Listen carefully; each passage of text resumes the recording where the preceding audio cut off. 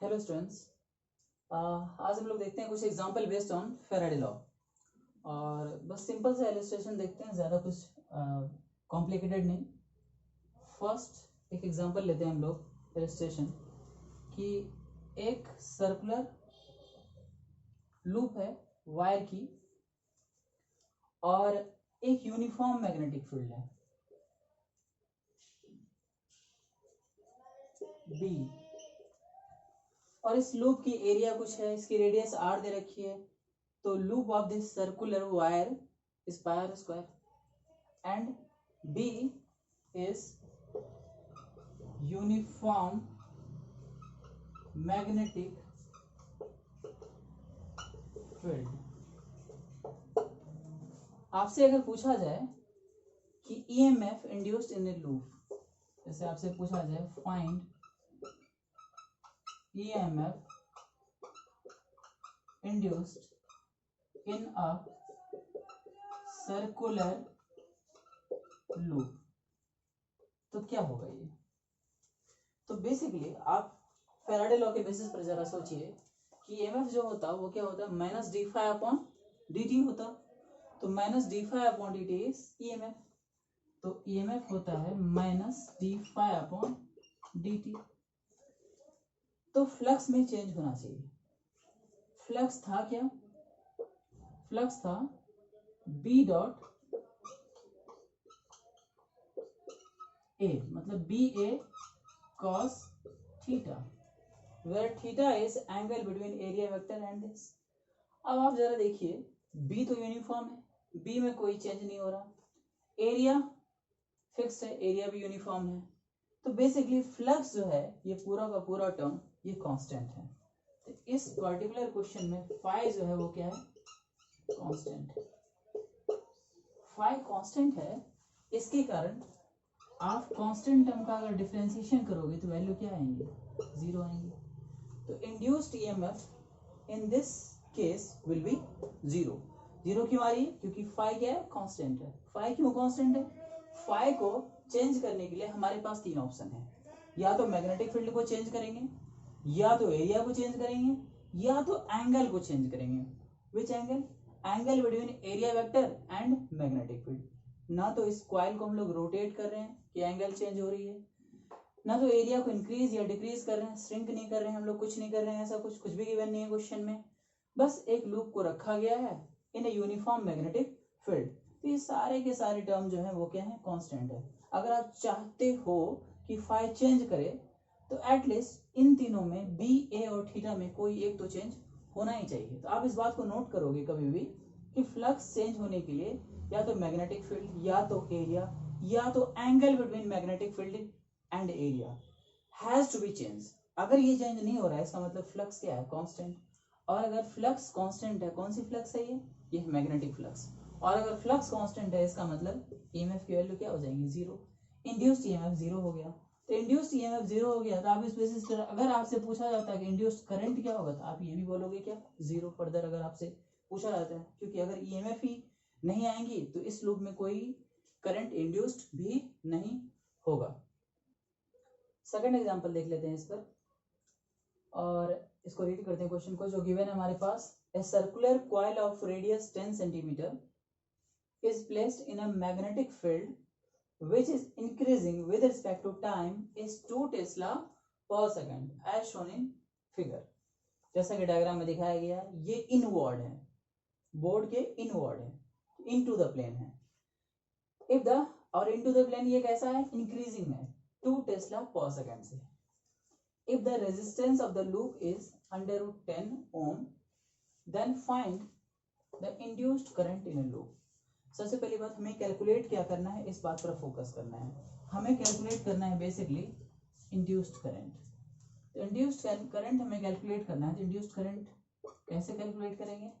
That will be EMF upon resistance. अगर हमने EMF upon resistance, resistance हमारे case में गिवन है, तो जो गिवन डेटा है उसको लिखते हैं जरा हम लोग।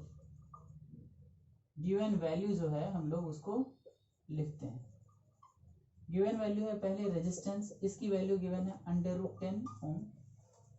दूसरी वैल्यू हमें गिवन है वो है रेडियस स्मॉल आर से हम लोग डिनोट कर लेते हैं इसको, दैट इज 10 सेंटीमीटर। 10 सेंटीमीटर का मतलब 10/100 मतलब 10⁻⁻1 मीटर।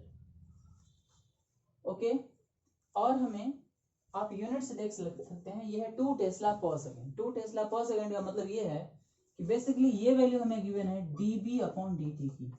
dB/dt का मतलब क्या है? Change of magnetic field with respect to time. ये तो हो रहा है, मैग्नेटिक फील्ड इंक्रीज हो रहा है विद रिस्पेक्ट टू टाइम, तो change of B with respect to time. Unit से भी देख सकते हैं आप लोग, टेस्ला पर सेकेंड। ये वैल्यू है 2 टेस्ला पर सेकेंड। ये तो ऑलरेडी एसआई में, तो कोई इशू नहीं है। ठीक है, हमारे पास यही सारी वैल्यू गिवन है। अब हम लोग इस बात को चेक करते हैं। सबसे पहले लेंज लॉ के बेसिस पर हम लोग ये समझने का ट्राई करते हैं कि करंट की डायरेक्शन क्या होंगी। हम लोग लास्ट लेक्चर में ये देखे थे कि हम लोग इसको कैलकुलेट कैसे करते हैं। तो क्या होता था, जो कॉज होता था उसका अपोज होता था। तो कॉज यहाँ पर कौन है? मैग्नेटिक फील्ड, और उसका इंड्यूस्ड करंट क्या करेगा? अपोज करेगा बेसिकली। तो अब आप देखो कि इनसाइड इनटू द प्लेन जो है वो मैग्नेटिक फील्ड क्या हो रही है? इंक्रीज। मतलब सर्टेनली इंड्यूस्ड करंट कुछ ऐसा आएगा जो इस एक्सटर्नल मैग्नेटिक फील्ड का क्या करेगा? अपोज। तो इंड्यूस्ड करंट का जो मैग्नेटिक फील्ड है वो सर्टेनली आउटवर्ड होगा, जो क्या करेगा? इसका अपोज, क्योंकि ये magnetic field into the plane क्या हो रही है? इंक्रीज हो रही है। तो उसके लिए हमें करंट का डायरेक्शन इस तरह से होना चाहिए या इस तरह से। आई थिंक इस तरह से होना चाहिए, क्योंकि अगर आप इस तरह से करंट का डायरेक्शन तब लोगे तभी आप right hand thumb rule use करोगे, तो magnetic field due to induced current will be outward. तो ये क्या करेगा? इसका अपोज करेगा। तो करंट की डायरेक्शन तो हमें मिल गई। अब हम लोग ईएमएफ कैलकुलेट कर लेते हैं। ईएमएफ के लिए हम लोग सिर्फ मैग्नीट्यूड कैलकुलेट करते हैं। रीजन क्या है? डायरेक्शन तो हम लोग लेंज लॉ के बेसिस पर मालूम कर लिए, तो बस हमें इसकी मैग्नीट्यूड से मतलब है। तो आप जरा देखो ईएमएफ क्या होता? d∅/dt मैंने मोड ले लिया माइनस साइन, तो बस डायरेक्शन के लिए होता जो ऑलरेडी हम लोग कैलकुलेट कर चुके हैं। तो बेसिकली तो ये हो गया d और ये B A cos theta. But theta की जो वैल्यू है वो आप कुछ भी ले सकते हो, 0 ले लो, कोई फर्क नहीं पड़ता। ठीक है, एरिया और मैग्नेटिक फील्ड के बीच का एंगल या तो 0 या तो 180। अगर आप इसको बाहर की तरफ एरिया को लोगे, क्योंकि एक ओपन लूप के लिए एरिया या तो आउट होता या तो इन होता। अगर आउट लोगे और मैग्नेटिक फील्ड इन है तो एंगल कितनी हो जाएंगी? 180 हो जाएंगी। अगर आप एरिया इनटू द प्लेन लोगे तो मैग्नेटिक फील्ड और एरिया के बीच का एंगल क्या हो जाएगा? 0 हो जाएगा। आप कुछ भी लो, 0 लो या 180 लो, कोई फर्क नहीं पड़ता। हमें तो बेसिकली फाइनली इसकी मैग्नीट्यूड चाहिए, इसलिए कोई फर्क नहीं पड़ता कि इससे आप इसकी क्या वैल्यू लेते हो, 0 लेते हो या और 180 डिग्री लेते हो, नो इशू, कोई फर्क नहीं पड़ता, क्योंकि मैं बस मैग्नीट्यूड निकाल रहा हूँ। और आपको पता है कि cos 0 भी क्या होता है? 1 होता है ना। और जो cos 180 है उसकी वैल्यू कितनी होती है? उसकी जो वैल्यू होती है वो -1 होती है। तो बेसिकली मोड तो पॉजिटिव ही आएगा, तो इसकी हमें वैल्यूज हो जाएंगी वो बस बी ए हो जाएंगी, क्योंकि cos 0 या cos 180, cos 0 1 है और cos 180 क्या है? -1 है, उससे फर्क नहीं पड़ता।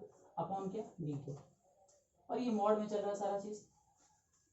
आप देखो एरिया कांस्टेंट है, एरिया कांस्टेंट है तो हम लोग एरिया को बाहर ला सकते हैं। डीवी अपॉन क्या हो गया? dt हो गया। हमें एरिया पता है, लूप का एरिया क्या हो जाएगा? Pi r square, and dB upon dt भी हमें मालूम है, बस हमें मल्टीप्लाई करना है। तो एरिया हो गया पाई आर स्क्वायर और डीबी अपॉन dt की वैल्यू है 2, ऐसा ही में इसकी वैल्यू कितनी है? 2।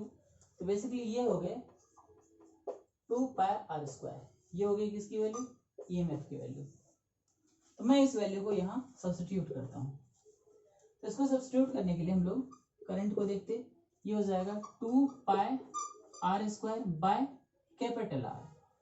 कैपिटल आर की वैल्यू कितनी है? वैल्यू रखते हैं हम लोग 2 pi small r. Small r की value 10⁻⁻1 square, that is 10⁻⁻2 square करने पर। और ये जो कैपिटल आर आ गई वो कितनी है? √10।